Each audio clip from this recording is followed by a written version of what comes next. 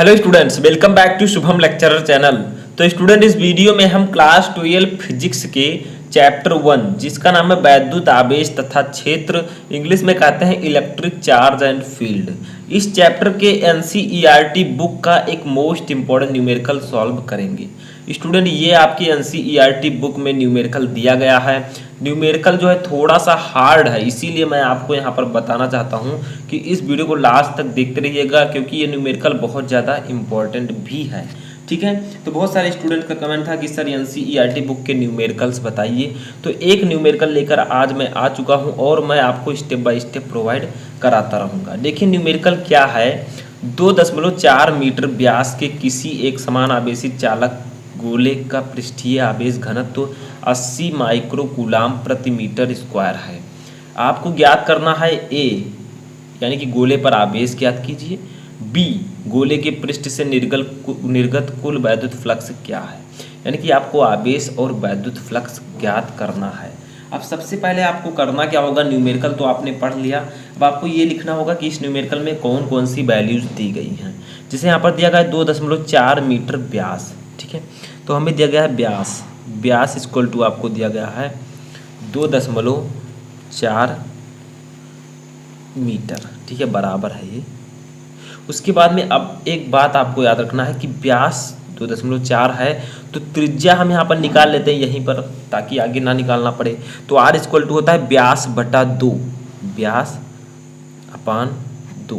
तो देखिए व्यास है आपका 2.4 अपान 2। तो फाइनली जब आप इसको आपस में डिवाइड करेंगे तो आपका आर इक्वल टू आ जाएगा 1.2, 2 कम 2, 2 दूनी 4, तो 1.2 मीटर। ठीक है, तो हमने त्रिज्या भी यहाँ पर फाइंड कर ली। आगे हमें क्या दिया गया है, देखिए हमें दिया गया है पृष्ठीय आवेश घनत्व, ठीक है, यानी कि सिग्मा दिया गया है, इससे हम डिनोट करते हैं सिग्मा से। तो ये दिया गया है आपका 80 माइक्रो कूलाम, ठीक है, प्रति मीटर स्क्वायर, ठीक है, दिया गया है। अब आगे देखिए हमें क्या करना है। अब आपको यहाँ पर एक और चीज़ निकालनी है, वो है गोले का क्षेत्रफल। जैसे आपका ये गोलीय चालक है, ठीक है, तो गोले का क्षेत्रफल लिख देते हैं यहाँ पर, गोले का क्षेत्रफल, इसको हम डिनोट करते हैं ए से, ठीक है। तो ए इक्वल टू होता है, एक फार्मूला होता है 4πr स्क्वायर, ठीक है। तो आर यहाँ पर हमने कैपिटल लिया तो कैपिटल आर लिख देंगे, आर स्क्वायर, ठीक है। अब देखिए इस पे वैल्यूज़ को हम पुटअप कर देते हैं। 4 गुणे पाई की वैल्यू होती है 3.14 गुणे आर अभी हमने निकाला है 1.2 का स्क्वायर, ठीक है। देखिए जब आप इसको 4 को गुणा करेंगे 3.14 में, तो आपका आएगा आंसर 12.56 गुणे इसका जब आप वर्ग करेंगे तो आपका आ जाएगा 1.44, ठीक है। अब देखिए ये आपका कितना आ रहा है, ए इक्वल टू आया है आपका, इन दोनों को आपस में मल्टीप्लाई कीजिए, आपका आ जाएगा 18.0864 मीटर स्क्वायर, क्योंकि क्षेत्रफल है, क्षेत्रफल का मात्रक मीटर स्क्वायर होगा, ठीक है, तो मीटर स्क्वायर समझ में आ रहा है। अब देखिए आप क्या कर सकते हैं, यहाँ पर इसको अगर ये 4 है और 5 से छोटी है तो आप लोग यहाँ पर 3 अंक तक लिख सकते हैं। तो हमें यहाँ पर लिख देना है 18.086। मान लीजिए यहाँ पर 7 होता तो आप 6 को 7 कर देते और इधर वाला हटा देते, ठीक है। तो 18.086 मीटर स्क्वायर, ठीक है, इतना आंसर आपका ए आ गया। अब देखिए हमें वो चीज़ें निकालनी है जो हमें निकालना था। हमें निकालना था क्यों, ठीक है, यानी कि आवेश निकालना था और वैद्युत फ्लक्स निकालना था φe।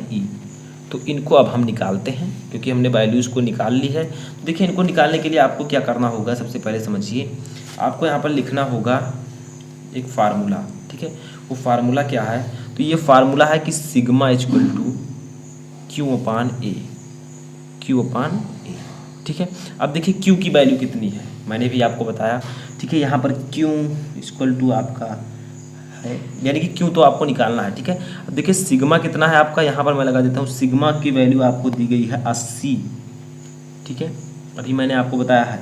अब देखिए यहाँ पर एक चीज़ और ध्यान आपको देना है, 80 माइक्रो कूलाम प्रति मीटर स्क्वायर है, इसको हम बदल लेते हैं कूलाम में। माइक्रो कूलाम है तो 80 गुणे 10 के पावर -6 हो जाएगा और कूलाम प्रति मीटर स्क्वायर हो जाएगा, क्योंकि माइक्रो है तो माइक्रो को हम माइनस में 6 में कन्वर्ट कर देंगे, ठीक है। तो ये आपका हो जाएगा। अब देखिए सिग्मा की वैल्यू आपकी आ गई 80 गुणे 10⁻⁻6 इक्वल टू क्यू की वैल्यू कितनी है, क्यू आपको निकालना है, ठीक है।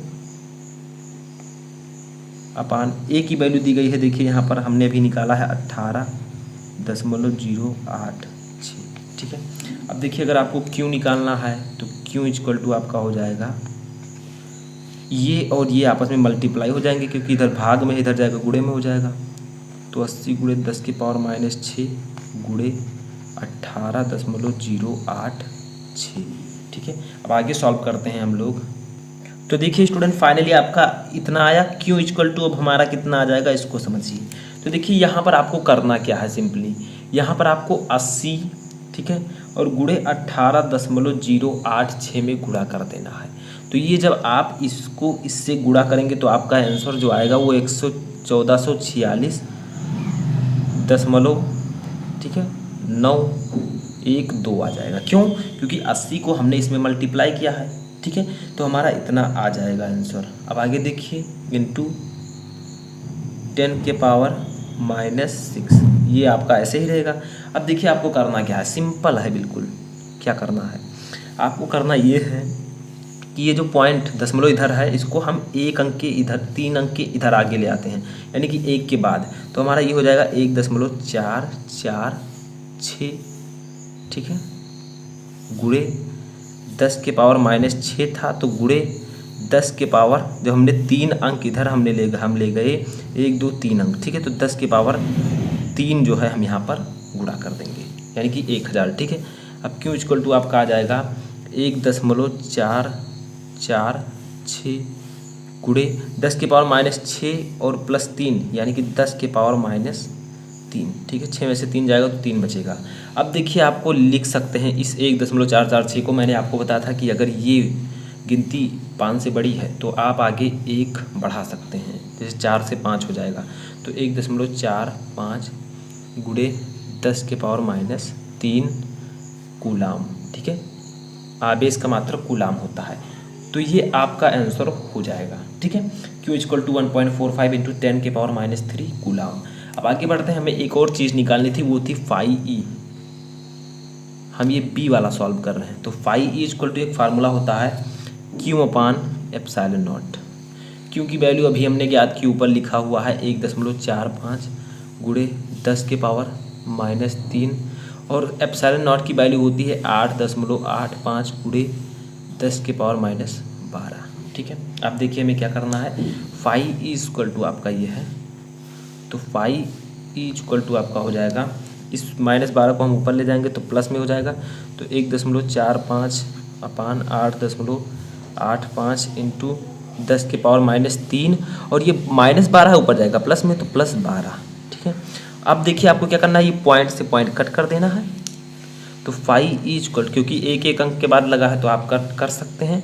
तो 145 अपान 885 इंटू 10⁻⁻3 और +12 है, तो पीछे जो प्लस है वो ज़्यादा है, इसलिए हम इसे लिख सकते हैं 9, प्लस में 9 आएगा आंसर इसका, ठीक है, क्योंकि -3 कम है और 12 ज़्यादा है।